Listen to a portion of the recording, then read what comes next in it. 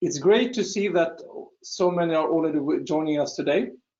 And today I think we are having a very interesting topic, and therefore we have the pleasure of hosting Magnus Hakvåg, the CEO and of House of Knowledge. Magnus brings over 20 years of experience in IP, innovation and strategy, working with organizations worldwide to strengthen their IP management frameworks. With his experience, Magnus is the perfect person to guide us through today's topic. Capability building in IP management is critical for ensuring that IP isn't just an isolated function, but a key driver of innovation and business success. And as we know, many companies are struggling to add IP into the broader management systems. So how we can build stronger competences at all levels and make IP a more integrated part of business strategy? That's the question. Magnus, we are looking forward to your insights. The floor is yours. Awesome, thank you. So good morning today. Well, not from Norway where I would normally be, but I'm from Brussels. I have some meetings here, so I'm going to enjoy the start of the day with you guys. And I think we'll just wait a few more minutes because it's still popping in people. So I think we'll just give it to 5 past, so 3 more minutes. And then I'll start adding in. So I propose everybody take the opportunity to get more of your very nice coffee in the morning.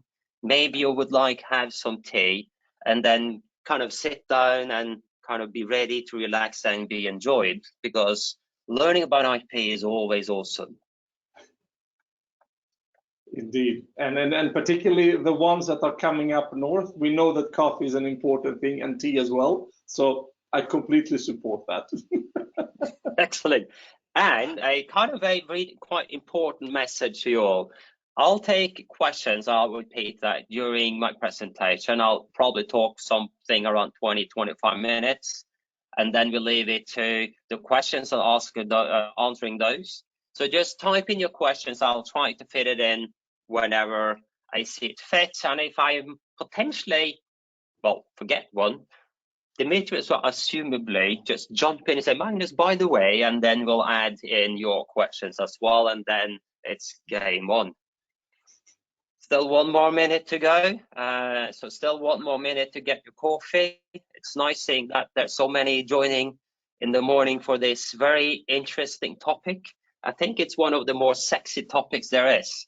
IP and learning, and part of what people might think is the boring thing, the management system, but you know, that's quite an essential part of the organization.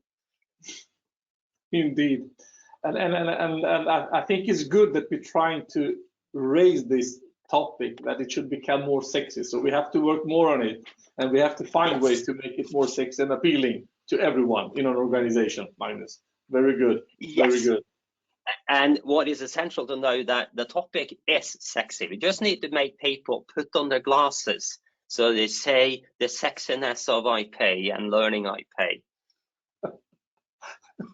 Good, good. And when it's now 5 past, I think we could get my presentation up. So, welcome everybody for joining this awesome webinar. It's put up by IMIP. I'm so grateful being invited to this to talk about something that's really close to my heart, and that's talk about capability building in the domain of intellectual property within IP and as part of the management system. Now, how can we do this and make it relevant? So since a lot of you guys joined after Demetrius introduced me, I'm going to do a very brief kind of recap of that, so you know who's this crazy Norwegian guy talking to you early in the morning about IP and capability building. So I'm Magnus Hakvåg. I'm the CEO of House of Knowledge. We work with capability building, but quite broadly, within the domain of innovation, intellectual property and standards, strategy, and also into the, I would say, sustainability domain. We have a few relevant roles as well worldwide. I'm leading innovation terminology harmonization, including IP, for ISO with 77 countries on board. And we also got the WIPO, World Bank, OECD, and the WTO on board for doing that. Also, I'm in the advisory board of ISO on climate change, which is quite interesting and quite heavily engaged in what's been done by the European Commission on standardization education as well. And then I participated in a panel debate yesterday on the HS booster for standards. So I think moving on to my next slide here, taking a sip of coffee. And we're off. Now, I always kind of like starting out with my key messages, so you kind of see what I'm aiming at giving you an introduction on today. The first message, which you can see actually put up in capital letters, and this is so important. We, as the people working in IP, need to see IP as part of the whole. We're not like a very strange department sitting back there. We're part of everything. We're an integral part of the organization. IP is everywhere. It's like happiness is everywhere. We just need to see it, and we need to make people see that it's there. But in order to get that to happen, we need to focus on awareness, and then we need to start out where I think that's where a lot of us fail when we want to kind of make IP as a whole and part of the whole, but also creating awareness. Everybody's starting on what is IP and how to do it. And that's where you fail. You need to start with the why. Why at all is it relevant to listen to what you have to say about IP? You know, IP is all about sales at all times, every time, always. Regardless of whom you're talking to, you're selling the concept of IP to somebody that's really not interested. You need to get a hook in. You need to get their attention. That's why we start with the why. As you can see my quote there, you can't bake a cake with all the butter. There's more to the mix. And we need to make them, well, we need to give them a taste of the cake first before we have them eat the entire cake. Start with bits and pieces that they find consumable, and I get back to the consumable. And I remind you that if there's any questions any of you got, write that into the question part, and I'll try to answer that as we go. I'll be talking about 20, 25 minutes, depending on how many questions there is. I might add something and I'll answer those questions, and then we'll finish in due time and do also some question at the end.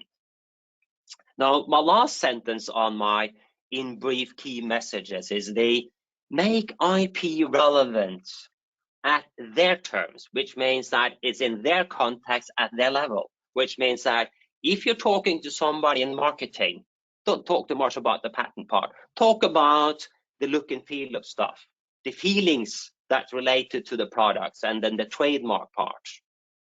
If you're talking to the engineering department, then maybe not too much about the trademark, but more about the patents, but maybe not that much about patents, but more about the new knowledge they create, because the new knowledge is what kind of is embedded in the new solutions that you might want to patent. And then the last message, which is essential, start at their level. If you start at where you want them to be, you will fail. It's like trying to explain to a 3-year-old how a car works. Well, if you want to explain how the car works, you don't start about explaining the engine. You just tell them, sit down and press the button. And that's kind of the level of their expertise and the ability to consume the information. We need to do the same with adults when doing something about IP. And then I'm having a sip of coffee to kind of calm down my too much energy levels here. Now, moving on. I said IP as a whole. You can see there's those 4 ladies. There's not enough ladies in the IP domains. I figured out just put women in my slide so I could compensate for that. So IPR, that's part of the mix. You can see I added also to the far left, there's somebody working on standards and procedures. And then there's this very smart person talk about, well, the light bulb being innovative, talk about innovation, new knowledge. And then there's the last person talking about business operation and money. When we do the IP element, it's part of a whole. It's part of the strategical whole, but also a operational whole, which means that when I'm talking to the people doing procedures, which is quite essential, I'll get back to that, or quality, or I talk to somebody actually dealing with implementing our new knowledge created by the person being innovative and researchers into the standards, I need to use terms they understand in the context of what they're working. When I'm talking to the innovators, well, I need to talk and use wordings they know and not my wordings, which means that as an IP expert, I might want to reduce my difficult legal English, but I might want to use, well, more mundane terms or plain language. You know, there's even a standard for how to communicate difficult topics in a more consumable manner. And when I'm talking to the business people or the senior management, it's the same as I'm selling something. I'm actually selling information. I need to make sure that what I'm giving them is what they need to make their decisions and not what I want to tell them. That's a huge difference. Moving on. Now, building capabilities on IP, we need to do that on different, I would say, levels. First of all, we could start out with the individuals, the people I'm engaging with. I need to meet them at the level they're at. And when I'm teaching somebody, well, I could tell somebody something, and what do you think they remember? Absolutely nothing. I could show people something they might actually remember. But if I sit down with them and do something, they might actually understand what's happening and be able to continue doing something. But because when I'm sitting down and doing it with them, I'm doing it in their context, on their terms, at their level, and I can adjust my level to their needs, which in reality is my need for my, well, what I'm selling to them, the message about IP, and maybe getting the information back that I need from them. I need to start at the individual level. Now, the next part is the organizational level, which also relates to the individual level, because on an organizational level, there's different needs in different parts of the organization. If I'm talking to the, let's say, HR part of the organization, I might want to talk about onboarding and offboarding of people so that nobody brings unwanted IP into the firm. That's a liability, and that people take our trade secrets with them when they leave the company. There's a need for some procedures, and that's where we see is we need to talk with the HR people at their terms, at their levels, use examples they understand, which means that you guys need to, well, understand and read up what's HR about, what's their needs, how do they work, so yeah, you could communicate in a proper manner. If you're then talking to senior management, well, it's the same. You need to know what is the aggregated state of information you need to aggregate up to them. That is also communication, but also education. And then you need to educate them to the level that they need to be at in order to give you the information you need to be able to give them the information they need to make informed decisions that's relating to IP. And you need to make them understand why you guys are relevant. Magnus, there is here a question from the audience, and the question is now related to how to communicate of difficult topics is one of the questions. Could you maybe elaborate a little bit on that? Yes, so it's a standard called plain language.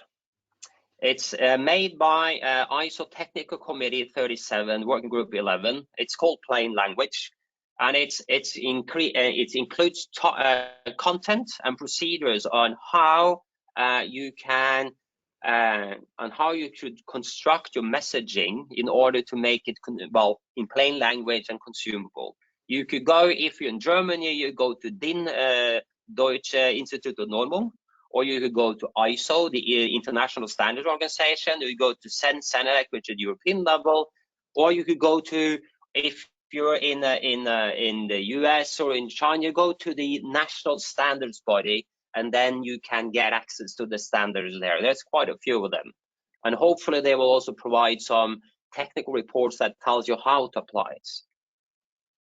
And there's also, if you don't want to buy those, you could also search up the plain language community. I think that might be really interesting, because then you could learn how do you build text that is not using too technical language to convey the message you need to convey. Because what is essential is that you're a person or an individual which wants to convey a message from your context. The receiver end, which it could be a lot of people if you've written it, or when you're talking, they interpretate your message on the basis of their context, which means there's something happening in between. And that's why it's so essential that we kind of align the understanding of the context and the way we're messaging, but also kind of applying something that is really essential that a lot of us might not be that good at. And that is, we've got 2 eyes and 2 ears and only 1 mouth, which means it might be sometimes really good to observe and listen to people and their needs, so that we're capable of giving them the appropriate answers, what their real needs are. And sometimes they're not really telling you their real needs because they're not capable of setting up that message. Now, then there's the structural level. And then when I mentioned standards, the structural level is the policies and procedures, which is kind of where the company itself is the legal entity. So you got the person, got the organizational level, and then you got the entire company. The structural competence or capabilities, your procedures, that where you've written down how we do stuff, why we do stuff, what's what, and why it's relevant at that point. Where you have, for example, in the HR departments retains, you have kind of a X of that. If key personnel are planning to leave the company, they should talk to you. That might be sometimes really good. And then you kind of mitigate a potential future disaster, which is quite important to do. So you also need to build capabilities on all those 3 levels. It's individual level, and I'll get back to that part, organizational level, and what are the combined capabilities of the organizational level. Not everybody needs to know everything, but everybody as a organizational combined needs to have about the correct capabilities. And then the entire organization needs to have that. And that's where you guys come in, but also where you have the structure. You need to pinpoint in every other department's procedures where you guys are relevant, why you are relevant, but in the wordings they will use in their own procedures in a way that you also yourself understand. It's the same like when I'm visiting in any other countries. I would need to understand the culture of that company in order to behave appropriately. I might not be able to use the language, but sometimes I would like to try. It's the same thing. Moving on. Now, there's a few important elements when we are moving into the capability part. And that is that, you can see to my far left, we need to start out with the fundamentals, which means why, and sometimes what related to the why. And then that's my next learning concept, which I find maybe one of the more important ones, building on the existing knowledge and experience of the people you're talking to. What might come up as surprising, but it shouldn't be really surprising, that people actually do know quite a lot about IP. It's just that they don't know the word IP. So instead of using the word IP, if I'm talking to research, I would talk about what are the new knowledge or insights you have gained. And then I could tap into, well, what they already know, and I could try to frame it and understand how their reality is. And you would be surprised, they know a lot. You just need to connect the dots and help them play the puzzle. And that's why we use a puzzle. While doing that, you might want to give them some, I would say, try to build some epiphanies, make them realize something. We need to make them reflect, because that's when they remember. Give them something to think about that they find relevant, that triggers reflection. And when they start reflecting, it's also easier to relate that to their knowledge and build on the fundament. And by doing that, we can increase the perception. Now, moving on.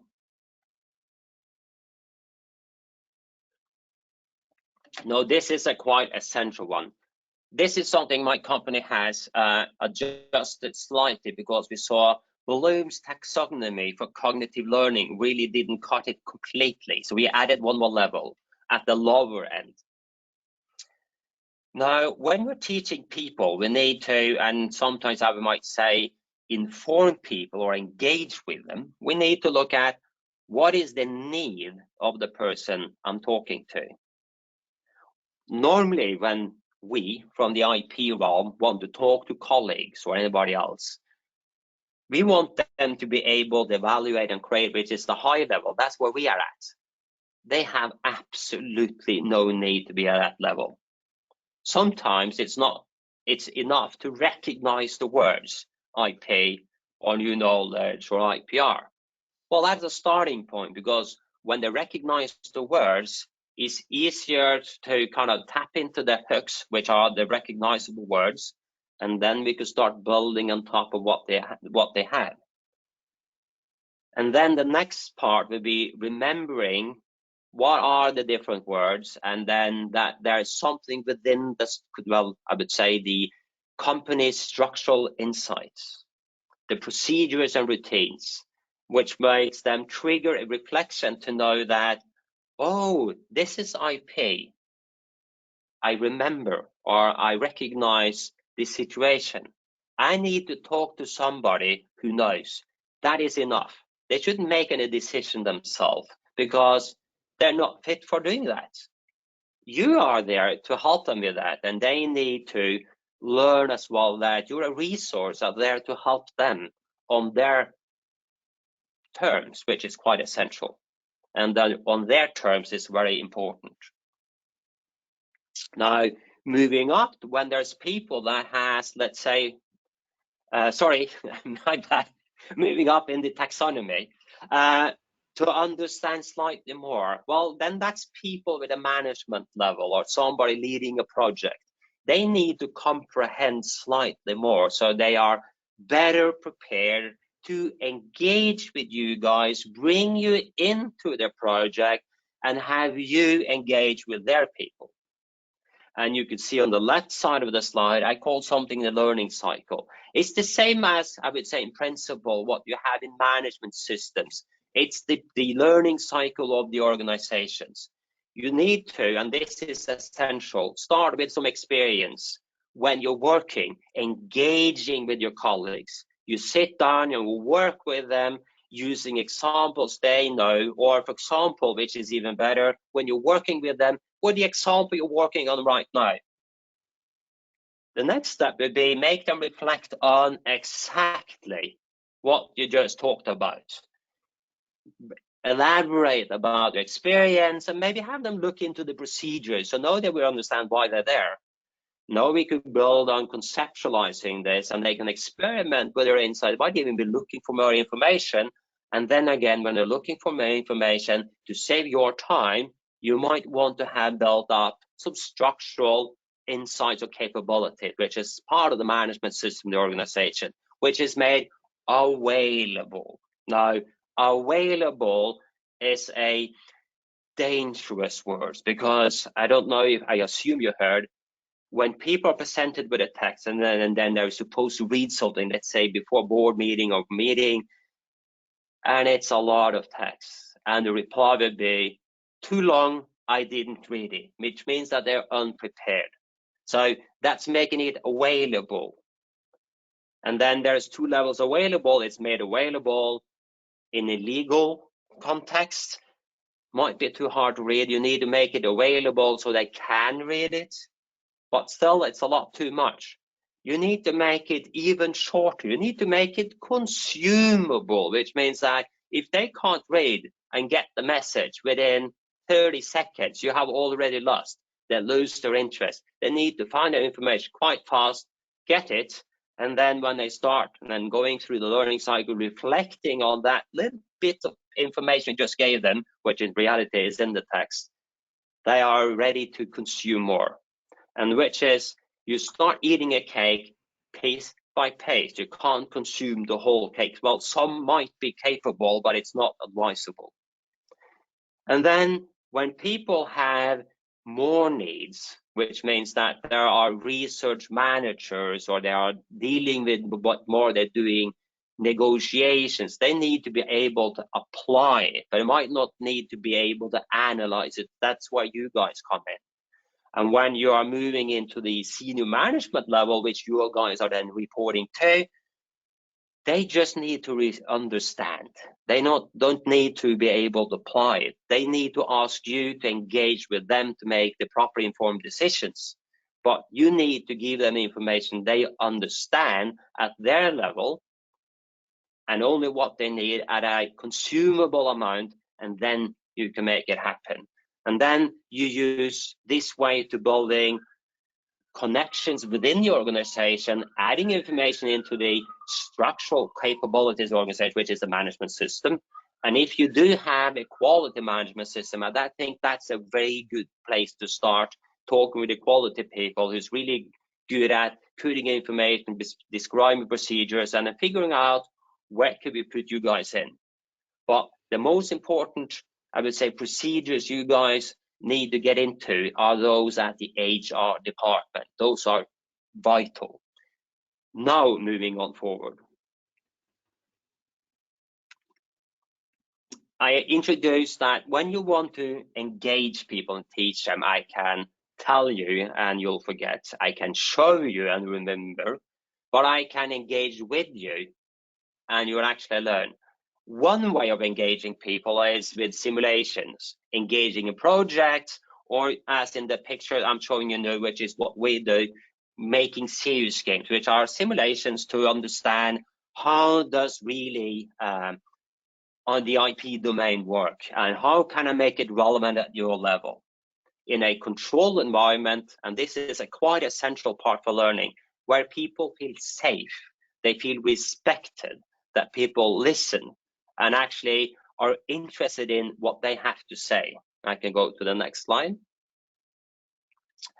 And then you can move on making something, and when people find something interesting, you might even be able to say it's sexy. And this is a picture posted by WIPO. In the bottom right corner, you can see that's part of senior management at the South African Patent Office. This is me with WIPO teaching them about patent analytics using a game. What you can't see in the picture is that we had them dancing because they find learning about patent analytics enjoyable and fun. And that's what we might not want to get to the point where people are dancing, but we might want to get them to a point where they are enjoying themselves at least, or at least not being miserable while dealing with what we do. And then we can move to my last slide. Just wrapping up what I've just been talking about the last 25 minutes. We need to see IP as part of the whole. We can't bake a cake with only butter. You need to add the other elements. You need to add the context. We need to add what is the temperature of the oven and how long time do I need to cook it to make the perfect cake. And we need to experience getting there. And if I want somebody, well, to try out my experience, I need to make them understand why they should try it out or taste my cake. Well, you might find it interesting, and then they taste it, you got some ambassadors, and then, well, you learn step by step. And the last very important sentence here is that make it relevant at their terms, in their context, at their level. To whoever you're talking to, think about the aggregated information they need to understand you, and then life is good. And we could go to the last slide. I'm very open for any questions you might have in this. Yes, and that's it. Fantastic, Magnus. Super interesting topic. And to be very honest with you, we are meeting, I would say at least 5 companies a day here in my company, and usually what we see as a big challenge is that all of them know that IP is important, right? I mean, that is not something that you can miss if you are a technology-driven company. But usually it's about the how, right? And maybe the what. Now I'm going backwards, obviously, right? So I think that's quite interesting. But maybe to get your view on the topic, you started off your presentation with this hook, right? And usually, if I focus a little bit on the mid-sized companies, what I see is that they usually have one IP person. You know, it can be an IP, I was a chief counsel. It can be an IP responsible manager. There are many names, different roles, but usually they're responsible for the company's IP in general. When we talk about the hook, could you maybe elaborate? Should that person find the hook upwards, or is it also the hook downwards in the organization? Because these people tend to feel that they're a little bit in the gray zone. You know, everybody knows IP is important. That's why they hired that person. But how can they take R&D as well with them, but also the management? What is your experience in that perspective? Well, start with those that when you tell them what you are talking about, what you do, because you start talking to new colleagues, and let's say you're the new person in the company dealing with IP, or you just kind of got the tag and now you're responsible and you've been a research manager and you need to deal with the IP. And when you talk to your colleagues, you will see the response in their face, how they comprehend you. If somebody's interested, that's a hook, regardless of their level in the organization. If they're actually interested in what you're doing, you might want to kind of stay in touch with those, because you could tell them a bit more and you could fine tune your language, and they will be your ambassadors, regardless of you moving sideways in the management level, moving upwards or moving downwards, or whomever you're talking to. Those who are interested in you and that you got on your role, they are quite important, because they might also be interested in understanding what your role is.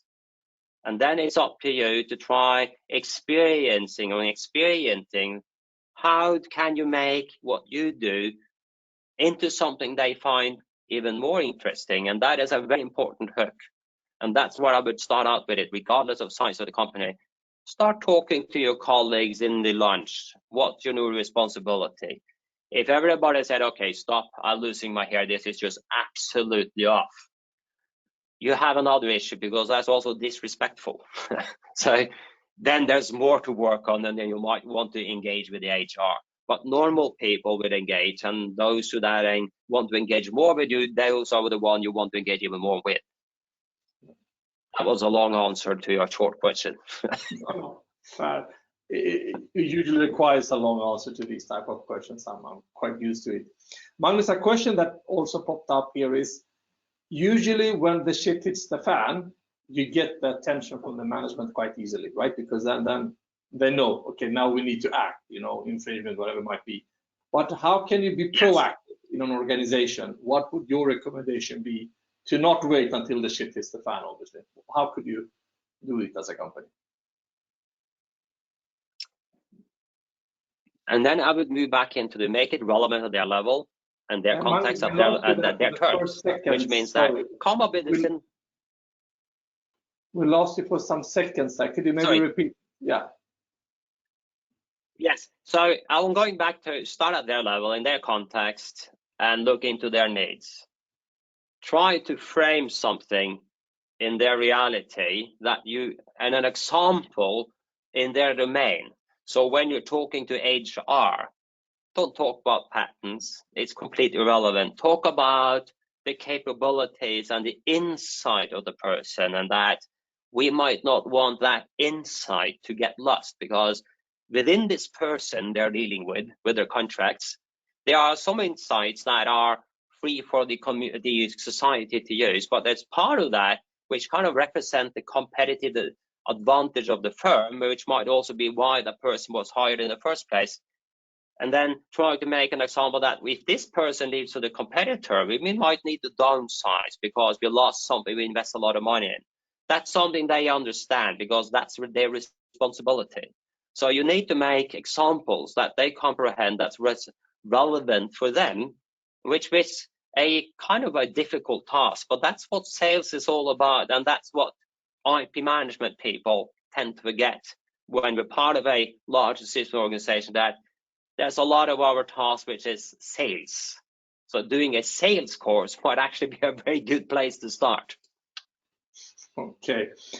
Another question that has popped up here is, how would you go about, because you talked about the procedure, right?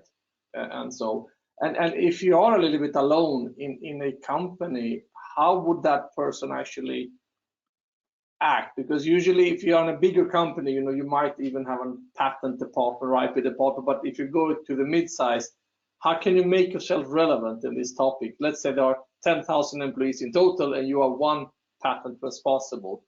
How do you make yourself relevant in that context? I would first start talking with the HR department again and tell them that when we hire people for their capabilities and their insights, and then we might want to control that. We actually end up owning what they will produce in the future. That's essential for the contracts, which means that I'll bring in the legal department, or let's say the legal contractor, and they'll frame something, and then I might be happy. I don't have to deal with that anymore. But I can put in that if there's anything you have a question about, you're feeling this feeling in your guts, talk to me. That's the only procedure they need. If you feel that there's something, talk with me. That is the only thing they need to know. And then follow up with them. When people are leaving, they have learned something new. It's the same thing. Get it into contract. Let's agree on a process, how they're doing it, because that's their process, not my process.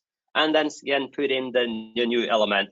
If this is a senior person, a vital asset, call me and let's have a chat. And that's the only procedure they need. And then keep on building on that, building trust. But that's the most essential part to start. And then, well, trying to talk to different managers, or what kind of information is relevant for them, and try to give them something they need. And step by step, build up on what you can provide of different kind of intelligence, which you might be able to do. And there's a lot of intelligence they can provide. And then you will see the need for what you provide, and then put in, if there's anything, I'm just a phone call away, or a Teams meeting, or let's have a chat, or a coffee. And then that's the only routine you need. Get into their routines, they'll do the work, and they'll call you whenever there's a need. That saves a lot of your capabilities. You can do a lot more with a very limited budget, and then life would be still good. You just need a lot of coffee. Interesting. Actually, I have a question, because through your presentation, you talked about this IP game. Is it something that you can buy online? Because I assume that this is something you use in order to educate, your colleagues, right? In a very more fun way. As you said, you simulated some scenarios. Yeah. Is that something you buy online, or how could you buy this game? No, then you contact me, and that's again the sale of sales. Let's have a chat. Now, if you're a university, we can sell those as university sets to university, train a professor, and they can use it. If you're a company, we can come and train you. If you're a large company, we could train you and your HR department, and you could deploy it. But we are I would say, the foremost provider of advanced simulations in the world on IP. And we work with a lot of large organizations like ISO, a lot of UN entities, IEEE, ITU, WIPO, on most department, all of WIPO. We're launching 8 games this year. So there's a lot of stuff happening with WIPO, and we're actually going to educate the entire African continent. So there's a lot of fun stuff happening. Yeah, I mean, you remember we started off by saying how to make IP more sexy, and I think this is also a way to make also IP more fun in another way, yes. Right? Because people usually don't understand us when we say IP is fun. They said, what is fun with IP? But I think that's a very interesting approach, and I think that could work, because then you engage people completely different, right? And then they can see the possibility. Yeah. Great. The kind of the asset test to know that you have succeeded in making it fun and relevant. If you could make IP into a pickup line when you're dating, then you have an absolute success. I did not have that kind of success. I was told to switch the topic, but we'll learn as we go. That is also an essential message. Great, great. Okay, even though, you know, I could talk about it for the whole day, I'm afraid that, you know, all the time we have for today, I think we are there. It was very engaging discussions. A big thank you, Magnus, for sharing, you know, your expertise and also sharing it with us, and to all of you joining and contributing with the questions. Before we wrap up, I would also like to take the moment to share some exciting. So at IMIP, we are always looking new ways to bring valuable insights to our IP community, and that's why we are launching actually very soon our new IMIP podcast, and we will actually call it like the hard things about IP. So it will be different angles in it. Stay tuned. We will share more details about it, and this will be more getting under the skin of IP professionals and understanding their daily life and reality. And with that, I would like to thank everyone once again for being part of today's webinar. We hope you find it insightful, and we look forward to seeing you at future events. Have a great day, and thank you so much. See you. Bye. Thank you. Bye.